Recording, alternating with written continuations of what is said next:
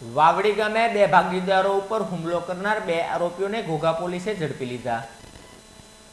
ઘોઘા તાલુકાના વાવડી ગામે બ્રિજરાજસિંહ અનિરુદ્ધસિંહ જાડેજા અને ભંડારીયાના હરિભાઈ લક્ષ્મણભાઈ જોગરાણાએ ભાગીદારીમાં જમીન લીધી હતી। જમીન ઉપર તેઓ રિપેરિંગ કામ કરવા ગયા હતા ત્યારે ઓદરકા ગામના સુરપાલસિંહ, ધીરુભા ગોહિલ, વિપુલસિંહ, ટીકુભા ગોહિલ બંને જણા બાઇક ઉપર આવ્યા હતા અને આ બંને ભાગીદારોને માર માર્યો હોવાની ઘોઘા પોલીસ મથકે ફરિયાદ નોંધાવવામાં આવતા પોલીસે બંને આરોપીઓને ઝડપી લઈ ધોરણસરની કાર્યવાહી હાથ ધરી હતી। તો વાર તો લાગે હો ભાઈ।